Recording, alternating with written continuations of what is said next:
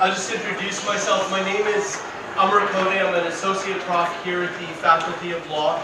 I am also the chair of the Distinguished Visitors Committee, and also like to introduce the other members of the committee just briefly. With me is Dr. Virginia Torrey, Dr. Bruce Curran, and we have a student member of our committee. It's Alexander Derwin, who's sitting sort of up in the middle area over there. So we'd like to welcome you all to this first Distinguished Visitors lecture. The series is about bringing eminent legal scholars, practitioners, and/or activists or other interested people who can give us insights about law and legal systems more generally. And so it's in that context that we bring, and we're very happy and we're very proud to bring our guest for today, Dr. Payam Akhavan. I'll just do a quick introduction about Dr. Akhavan. He's an associate professor at the Faculty of Law at McGill University. His teaching areas concern a wide variety of areas, but include public international law, international criminal law, international humanitarian law, which I was once a student in this course when I was doing my graduate studies. There's human rights and cultural pluralism. In addition to his teaching, he is also a prolific scholar. He has many articles, but he also has two books that I'll just highlight quickly. One is called Reducing Genocide to Law, Definition, Meaning, and the Ultimate Crime. This is published by Cambridge University Press.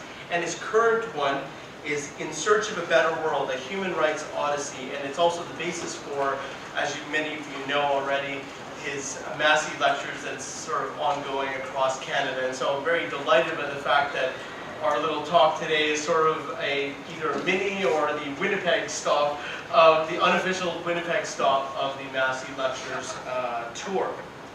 This book, by the way, I already started reading it. It's an excellent read, very easy to read. And it's also been on the bestseller list since it came out.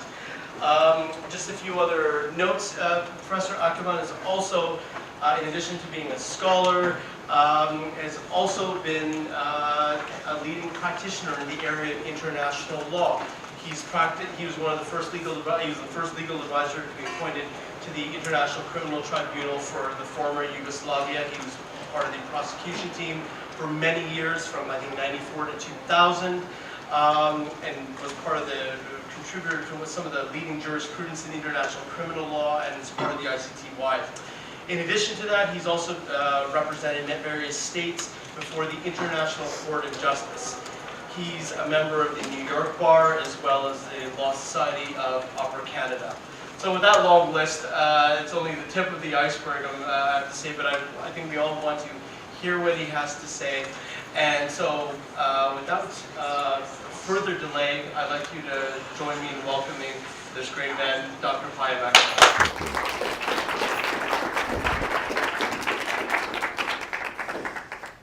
Thank you very much, Amar, for that great introduction, for that generous introduction. And it's wonderful to see one of our outstanding alumni from McGill, who has found a very happy home here at the University of Manitoba Faculty of Law. And I'm very grateful to Virginia and Bruce and the other members of the committee for giving me this honor.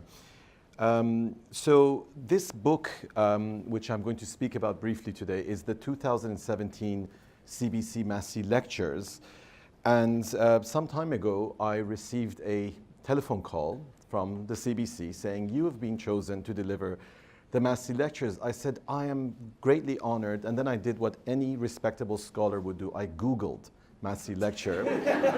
And as I was telling him how honored I was, I quickly read the Wikipedia page. And I said, "Oh my God, there's Martin Luther King and Margaret Atwood, and they must have the wrong Payam Akhavan, because it is a common name in their phone book. Maybe they just dialed the wrong number."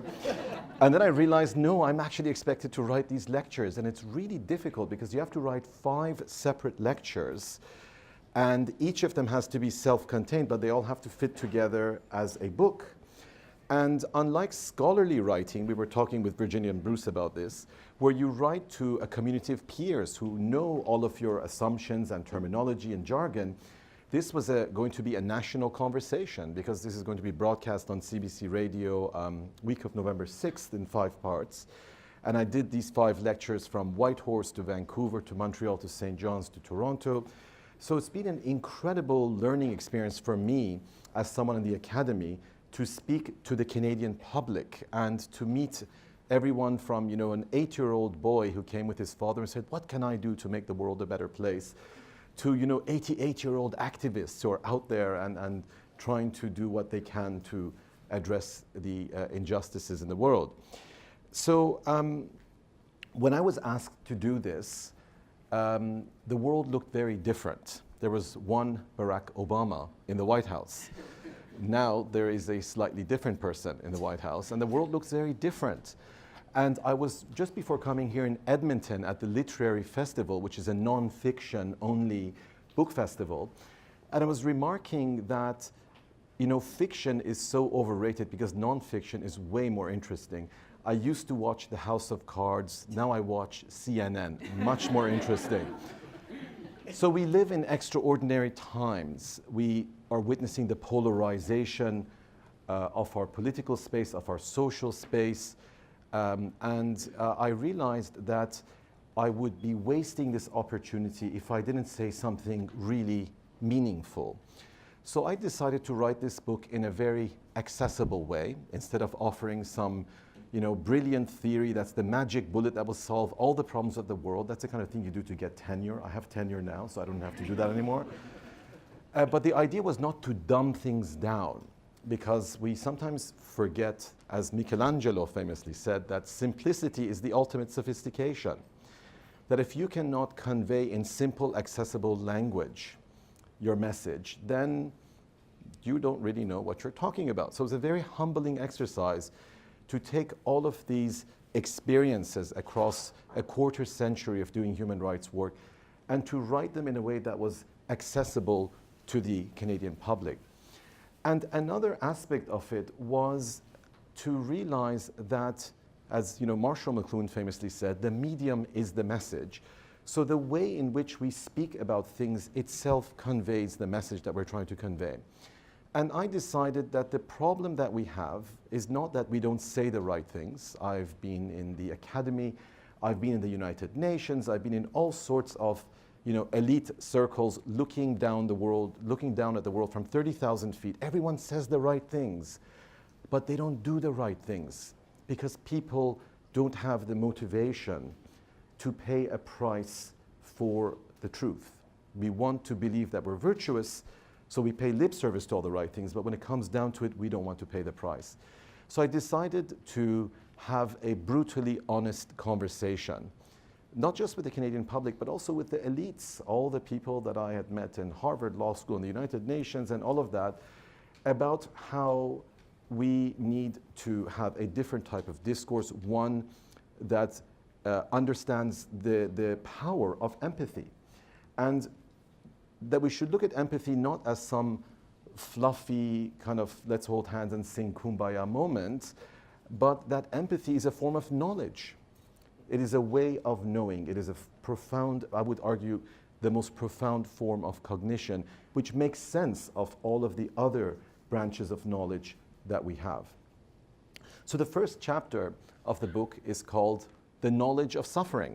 And I'm going to read for you some pages from that. The book is about 360 pages, so given the time that we have, I think we'll probably make it to page 220, and then I'll stop reading. So, and I want to share with you just a small story before reading this. I did a television interview this morning, and while I was waiting for the interview to begin, I was watching the news.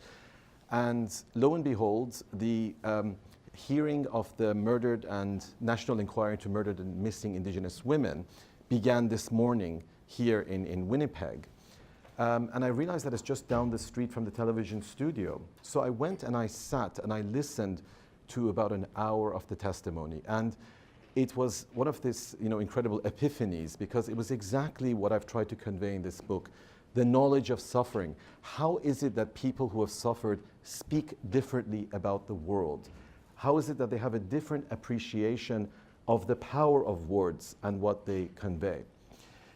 So I'm going to begin with the first couple of pages, which is about my journey from Tehran in Iran, where I was born, to this place called Toronto, small town back east. I speak a little English.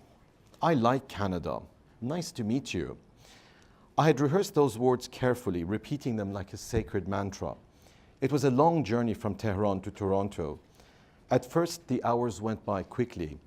Like all children flying in airplanes, I was in a euphoric trance. But I was growing impatient to arrive. I needed to meet those foreigners called Canadians and practice the English phrases I'd memorized. There was no in-flight entertainment in those days except the view from the window seat. I persuaded my older brother Dariush to vacate the prized location using the time-tested technique of incredibly annoying behavior. I didn't take the opportunity lightly. As the self-appointed sentry for Iran Air, I kept a vigilant watch, observing each and every object visible from those sublime heights, ready to report any irregularities to the control tower. 30,000 feet is an ideal altitude to wander and dream. When explored from a safe distance, the world is an enchanting but deceptive place. The word exile was not yet part of my linguistic repertoire. The idea of religious persecution was still beyond the realm of my experience. I didn't know at the time that I was about to enter the crucible of suffering that teaches us the true meaning of words. As the land of my birth slowly disappeared over the horizon, I glanced one last time at an innocent past. I had a vague premonition that I would never return to the home that I once knew. When setting out on a journey, do not seek advice from someone who never left home. That was the timeless wisdom of Rumi, the mystical poet of ancient Persia, the land of my ancestors. As children, we needed a safe home so our imagination could wander to distant places unconstrained by fear. Adventures could be had effortlessly and endlessly without expectations and calculations until it was time to sleep. And even then, our dreams would sustain us until the light of morning. But one day, I would awaken to find myself in a strange place far from home, desperately lost in the wilderness. In that place, I would struggle to find the words to explain where I had come from and why part of me was left behind. It seemed that nobody understood what I was trying to say. Knowledge, I was told, was a theoretical abstraction and purpose a liberal platitude. There was no need to feel deeply, no need to be broken open. So this is the beginning of the book where I reflect on the famous aphorism of Max Weber about modernity and the culture of Occidental rationalism and disenchantment, to argue that human rights, or rather the universalization of human rights in 1948 in the adoption of the Universal Declaration of Human Rights by the UN, is in a sense a return to a kind of mystical conception of human nature. There's nothing rational about the idea that we have inherent dignity as human beings. You cannot construct an intellectual argument as to why we could not just as equally be incorrigibly selfish, aggressive creatures. And Edward Gibbons, in the Decline and Fall of the Roman Empire, famously said that history is about the follies, crimes, and misfortunes of mankind. And if we look at our collective past, it's actually very difficult on an empirical basis to say that we should behave towards each other in a spirit of dignity and tolerance and respect. So human rights as a concept is only at the level of international law 70 years old, which is a whisper in the passage of time against thousands of years of brutal, horrible history. My children would read horrible histories. I don't know how many of you were brought up on those, but history is really nasty. Just watch the Game of Thrones and you'll see what I mean. So this is the beginning of my sort of book, which speaks about how felt experience is in a sense the most profound form of knowledge, and how my own experience of exile, and then looking back at exile, from exile, at sort of my home being destroyed, and how that shaped my decision to pursue a career in human rights. So I will read briefly a little bit about my arrival in this great country called Canada. If I can find the right page. Here we go. After a long and exhausting journey, our flight finally arrived in Toronto. Welcome to Canada, the sign at the airport declared. Bienvenue au Canada. As the immigration officer finished stamping our passports, my excitement became palpable. The anticipation of new adventures tempered my nostalgia for Iran. My father had preferred Canada to the United States, where other relatives had gone. He kept on talking about this Frenchman called Pierre Trudeau, who stood up to the Americans, who wouldn't be pushed around. I quickly learned, even prior to my arrival, that part of being Canadian was not to be American. In my new home, I found a new and fascinating world. I was ecstatic that television was in color. Prior to that, I'd only seen John Wayne in black and white. I had no idea that in addition to Persian, he also spoke English fluently. What is more, television wasn't limited to a single channel with those boring soap operas that made my grandmother cry. There was so much to choose from, I didn't know where to start. Armed with a remote control and multiple channels, I sat on the couch, a devotee of endless entertainment, filled with remorse at those wasted years before I discovered Bugs Bunny. Despite these precious liberties, I found the Canadians a curious people. For one thing, they were obsessed with this bizarre game called ice hockey. It involved men with missing teeth chasing a rubber disc, after which they would take off their gloves and punch each other senseless. I also failed to understand why Canadians scrupulously obey traffic regulations. It was simply unnatural. There was a certain normative clarity to the survival of the fittest in the chaotic streets of Tehran. The size of the vehicle determined who had right of way. A great topic for a PhD thesis, I would say. The Canadian shopping malls were also impressive and luxurious, but the stubborn cashiers refused to haggle over the price of merchandise. So this is a kind of a glimpse of what it was like to arrive in Canada at age 9, what it was like to leave behind your friends and your toys and your cat, and how we don't all come to this country happily. Sometimes we come because we have no choice. So what I reflect on for this next part that I'm going to read for you, which is, somewhat distressing, so I warn you in advance, I apologize if it is distressful, but by the time I was 16 years of age, and as an immigrant child trying to fit into high school culture, trying to be cool, and there are all sorts of misadventures which I describe in the book of trying to be a hard rocker, and my friends ask me why there's no marijuana leaf on the back of my jean jacket, and I sort of have to admit that, well, my parents would permanently disown me and kick me out of the house. That destroyed my reputation as a bad boy in high school very quickly. And then the default ethnic disco look that I assumed. Thank God there was no Facebook in those days. It would have been a career-destroying moment if any of those photographs ever made it in social media. So, I'm a teenager like anyone else. I'm just trying to be cool. I'm trying to fit in. And then something really horrible happens, which becomes a life-changing experience. And it's the story of my 16-year-old contemporary from Iran, a girl by the name of Mona Mahmoudnejad, who in the midst of the Islamic Revolution, which begins in 1979, when the revolutionary government comes, as is often the case with promises of justice and democracy, then begins an orgy of violence, of mass executions, including the members of my religious community, the Baha'i minority, which was the scapegoat of the extremists. So in the midst of that context, a fellow high school student from a community that I had left behind writes an essay on human rights. And she criticizes Iran's leaders for denying her freedom of belief. And for that, she's put into prison, and she's subject to horrific torture. And the story then begins with the execution of her father while she herself is in prison. On March 12, 1983, Mona's father was hanged with several other Baha'is in a polo field in Shiraz, their lives extinguished where the game of kings was once played.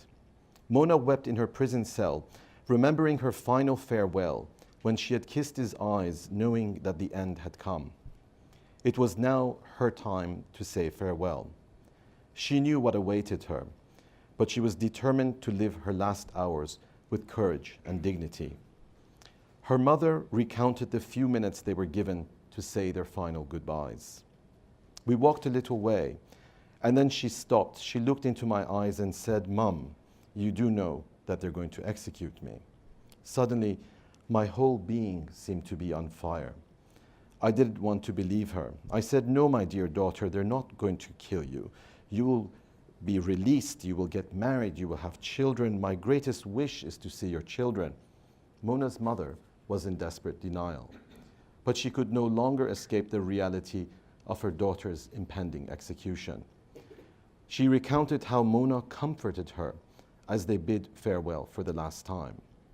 I felt so small before the greatness of her soul, as if she were the mother and I the child. On the evening of June 18, 1983, the head of Adilabad prison called out the name of Mona and 9 other Baha'i women. Under cover of darkness, they were driven in a minibus to the same polo field where her father had been executed. The driver, devastated by what he saw, would later recount what transpired on that terrible, infamous night. The 10 women were hanged, one by one. Mona was the last one to be brought onto the scaffold. She had been forced to watch the agonizing death of all her friends. She had endured months of ruthless torture. She had suffered unspeakably at the loss of her father. And now, in her last moments, the merciless men that were about to snuff out her precious life were subjecting her to vicious insults.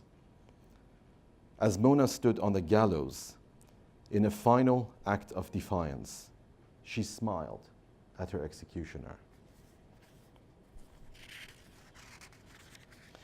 When the story of Mona's ordeal reached me, I became dazed and devastated. It took some time for the reality of her execution to sink in.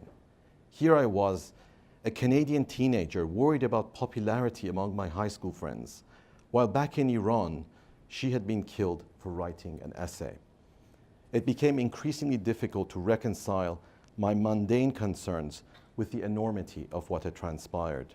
This was not a passing soundbite in the television news, an unfortunate event in a distant place, an abstract victim soon to be forgotten. This was an intimate, lived experience. It sliced through my complacency like a knife.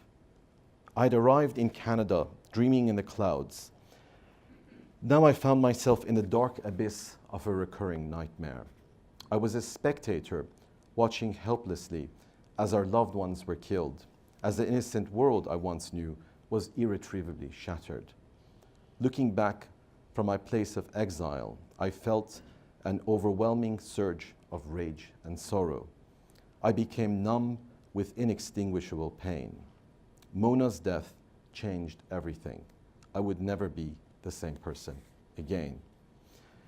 And getting back to the experience I had this morning at the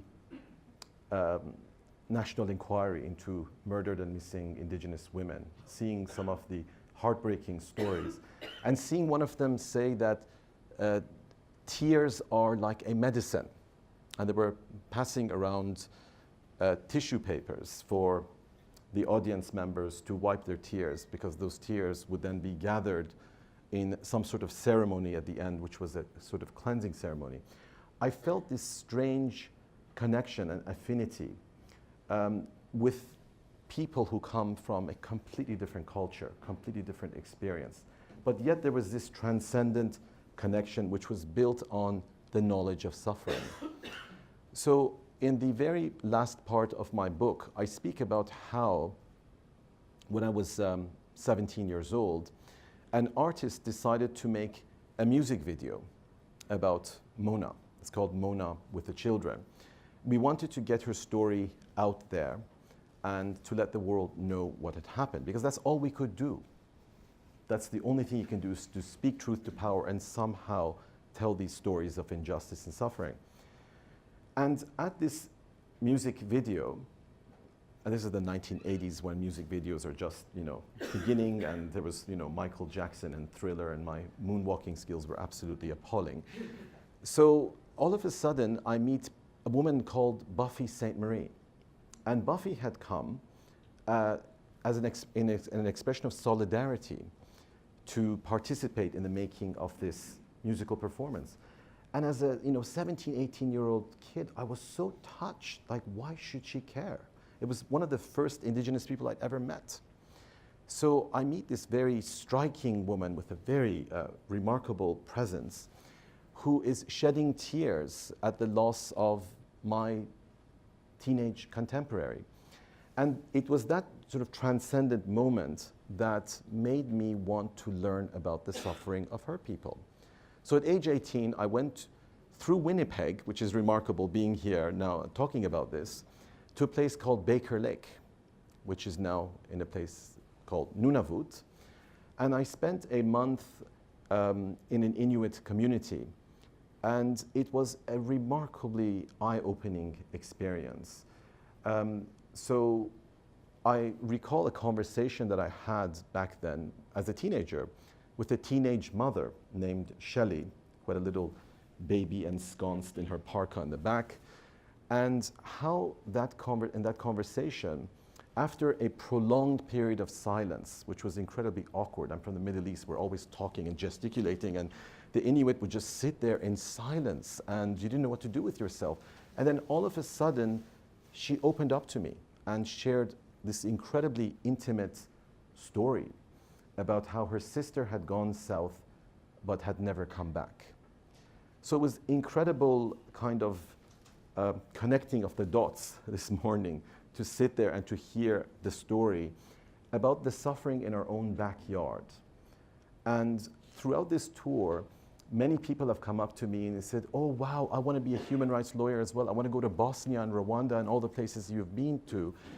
And I felt like I'm being portrayed as this like Indiana Jones of the human rights world. And my message is no, just look at your own backyard.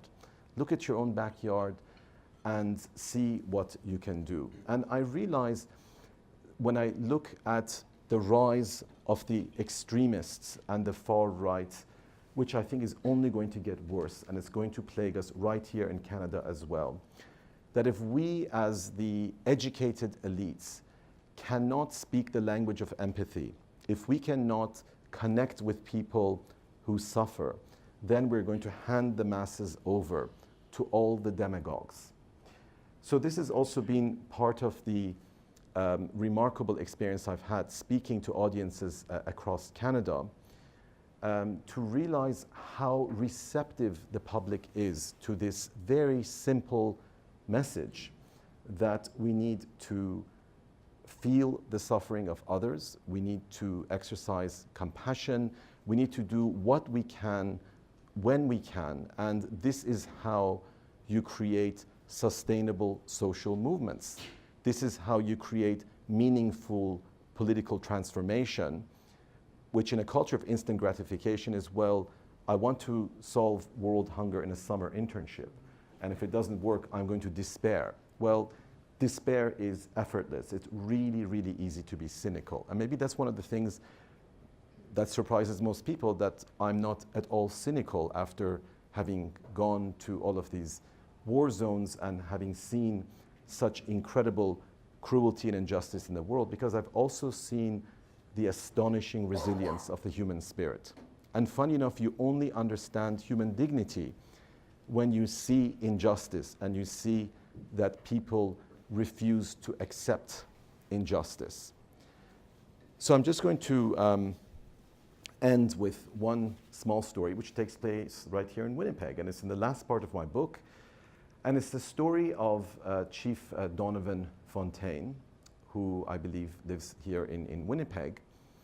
And he told me that on the day that Prime Minister Harper issued this official apology for the residential schools, which in effect was part of a legal settlement, which established the Truth and Reconciliation Commission, that Chief Fontaine heard a knock at his door. So he opened his door, and in front of him was an elderly couple, his next door neighbors, with a plate of muffins.